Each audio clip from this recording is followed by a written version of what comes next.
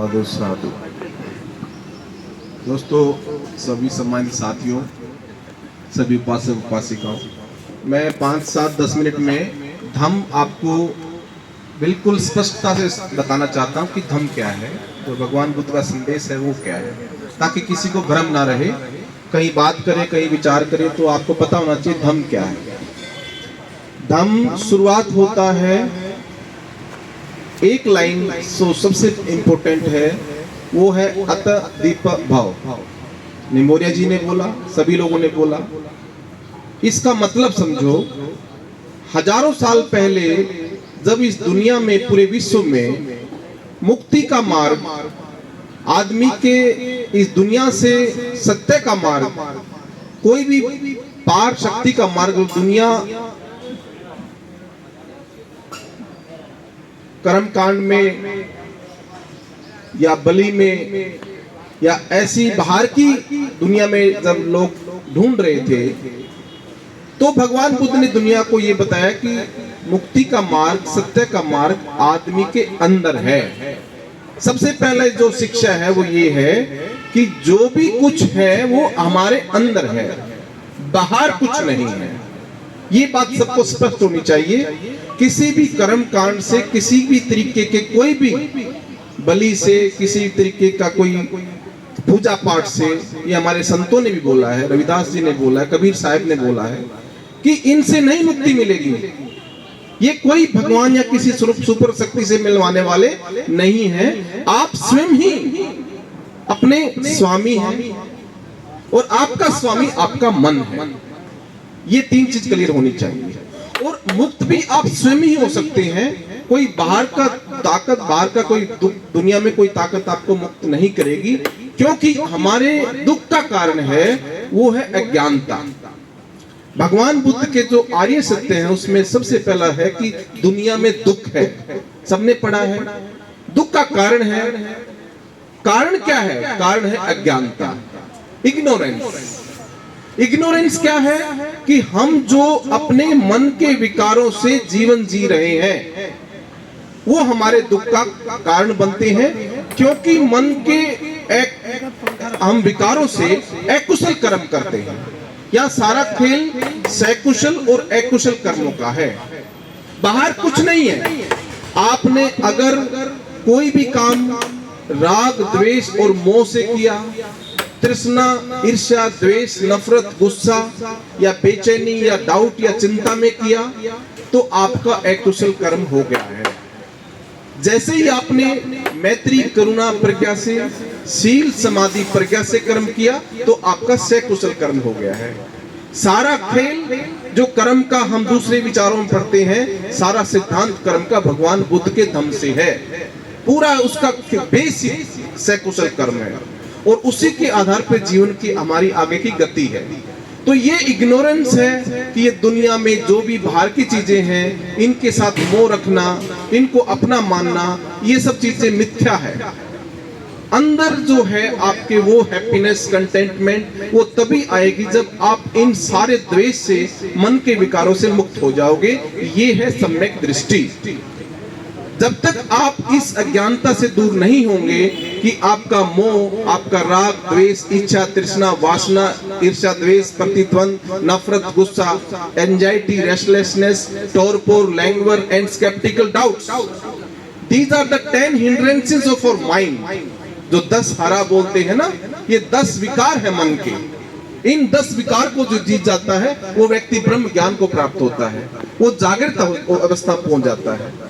जब तक हमारे अंदर इनमें से कोई भी एक विकार रहेगा, कौन कौन से विकार हैं? सबसे पहला विकार है लस्टफुल डिजायर्स, वासनाएं, तृष्णा जिसको बोला गया है। दूसरा विकार है इलविल, जिसको ईर्ष्या बोला है। तीसरा विकार है revenge, hated, anger, restlessness, anxiety, torpor and sceptical doubts. ये हमारे मन के अंदर 10 विकार हैं। धीरे धीरे करके इन विकारों से हमने मुक्ति पानी है, इनको खत्म करना है। जैसे ये विकार खत्म होंगे, आपके अंदर नेचुरल तरीके से मैत्री आ जाएगी।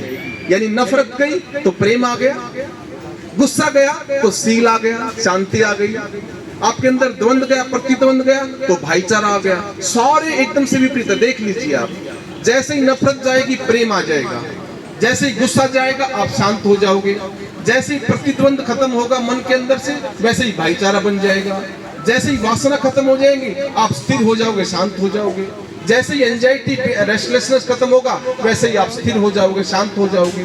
तो सारे के सारे विकार जो मन के विकार हैं इनको खत्म करना ही धम्म है।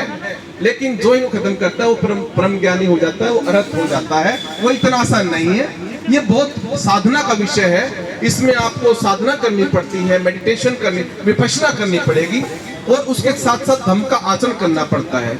तो सारा खेल ये है कि इस जीवन में आपको यहीं पर इसी समय आप चाहो तो मुक्त हो सकते हो। किसी देवी देवता, किसी बाहर गुरु, किसी भगवान या किसी भी तरह के भ्रम में भटकने की कोई जरूरत नहीं है। ये हमारे संतों ने कहा है, ये हमारे महापुरुषों ने कहा है और यही बुद्ध का धम्म है। अब देखिए 2,500 साल से भी यही चल रहा है। अगर आज भी हम इसी में भटकेंगे तो फिर बाबा साहब का नाम लेने से, उसके अनुयायी बनने से, बुद्ध की शिक्षाओं पे काम करने से कोई फायदा नहीं है।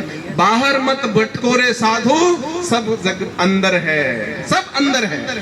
आप जैसे ही अंदर से स्वस्थ हो जाते हैं, जैसे ही शुद्ध हो जाते हैं, अपना पहले मन निर्मल करते हैं, फिर शुद्ध होता है, फिर व्यक्ति प्रबुद्ध हो जाता है। जो व्यक्ति प्रबुद्ध हो गया वो व्यक्ति जागृत हो गया। जो जागृत हो गया समझो उसके सारे क्लेश कट गए, सारे क्लेश कट गए, फिर वो बंधनों से मुक्त हो गया, उसकी अटैचमेंट खत्म हो गई, उसका मोह खत्म हो गया, उसका राग द्वेष खत्म हो गया। अब वो इस जीवन में तो है लेकिन वो इस जीवन के किसी भी भाव में नहीं है, उसका भाव नहीं बन रहा, उसका जीवन चक्र खत्म हो गया। और ये दुनिया का एक अनोखा चीज है कि बौद्ध धर्म में ही व्यक्ति जीते जी इस जीवन में मुक्ति पा सकता है। इससे बड़ी कोई उपलब्धि नहीं है। दुनिया के सारे धर्म, सभी धर्म ये बताते हैं कि मरने के बाद मुक्ति होगी, स्वर्ग में जाना है, बाहर ऊपर हेवंस में है। लेकिन बौद्ध धर्म कहता है कि आपको इसी जीवन में, मानव जीवन में ही मुक्त हो सकते हो और उसका एक ही सार है, आप ज्ञानवान बनिए, प्रज्ञावान बनिए, शीलवान बनिए। ये सीधे फार्मूले हैं।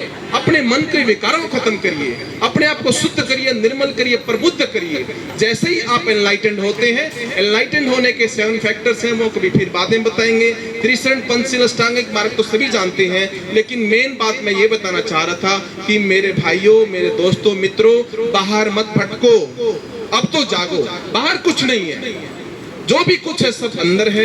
आप ही अपने स्वामी हैं, अपने स्वामी खुद बनो, अपना दीपक स्वयं बनो। यही बुद्ध की शिक्षाएं हैं। और ये पूरी दुनिया में जिसने अपना उसका जो निवारण हो गया, वो आदमी दुनिया में एनलाइटेंड हो गया, वो जग गया, वो दुनिया के भाव सागर से पार हो गया। जो रोज पढ़ते हो ना, भाव सागर से पार होना है, ये भाव सागर से पार बुद्ध के रास्ते में जीते जी होता है व्यक्ति। मरने के बाद कोई नहीं होता, मरने के बाद तो गति है, फिर ऐसे फिर चक्कर घूमता है। कैसे घूमता है? जैसे ही हमने कोई अकुशल कर्म किया, अगर हमारे, 1 मिनट और लूंगा, अगर हमारे लास्ट मोमेंट पर चित्त में ऐसा विकार है, कोई भी ऐसा विकार है जो दोबारा से उस टाइम पे उत्पन्न होता है, जब हमारा लास्ट समय होता है, तो डेफिनेटली वो विकार हमारे दोबारा उत्पत्ति करेगा।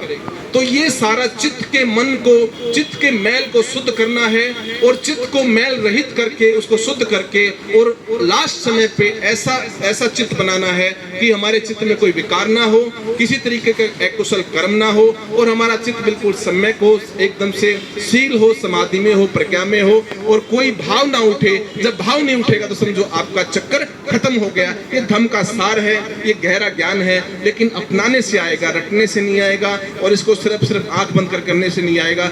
जीवन जीने से पता लगेगा जीवन क्या है। जीवन के संघर्षों से गुजरो, चुनौतियों को सहन करो। सम्यक ज्ञान, सम्यक दृष्टि, सम्यक आजीविका, सम्यक व्यायाम, सम्यक समाधि और सम्यक आपकी जो आजीविका होनी चाहिए, एक सब लाइफ सम्यक होनी चाहिए। सम्यक लाइफ जब लीड करोगे तो जीवन अपने आप शांति, करुणा, मैत्री आ जाएगी और आपका जीवन धन्य हो जाएगा। आप जीवन के भाव सागर से पार हो जाओगे। यही धम्म का संदेश है और इसी में हैप्पीनेस है, इसी में कंटेंटमेंट है और इसी में जीवन का सुख है। और इसमें आपका ही नहीं, पूरी दुनिया का सुख है, क्योंकि इसका एक मेन उद्देश्य ये है कि मेरा मंगल तेरा मंगल, सबका मंगल होए रे। यानी कि मैं स्वार्थी नहीं हूँ कि मेरा भला हो, मैं आपका भी भला चाहूंगा, मैं सबका भला चाहूंगा और मैं ऐसा कोई कर्म नहीं करूंगा जिस कर्म से, वाणी से, विचार से किसी का दिल दुखे, किसी को हानि हो, या ऐसा कोई भी कर्म नहीं करूंगा जिससे किसी को ठेस पहुंचे। बस तो इसमें अगर सबका मंगल है तो फिर दुनिया में सब पार हो जाते हैं। ऐसा अगर विचार लेकर चलते हैं, अपने अंदर जाते हैं, मन के विकार खत्म करते हैं, अतः भाव बनते हैं, तो आप दुनिया के भाव से पार होके एक हैप्पी लाइफ लीड करते हैं। ये धम्म है और यही धम्म की शिक्षा है। और घंटी में, पूजा पाठ में और इन सब चीजों में, व्रत में, इनमें धम्म नहीं है। मैं बुद्ध के सामने कभी नहीं पूजा पाठ करता हूँ। कट्टर बुद्धिस्ट हूँ 10 साल से, एनलाइटन हो गया 1.5 साल से, लेकिन मैंने कभी पूजा नहीं करी। बुद्ध खुद कहते मेरी पूजा मत करना, सिर्फ रास्ते पे चलना है, धम्म के रास्ते पे चलना है और अपने आप को शुद्ध करते करते, प्रबुद्ध करते करते बुद्ध कर लेना है। और हर व्यक्ति बुद्ध बन सकता है। इन सब बात में आप सबका बहुत बहुत मंगल कामना आपको।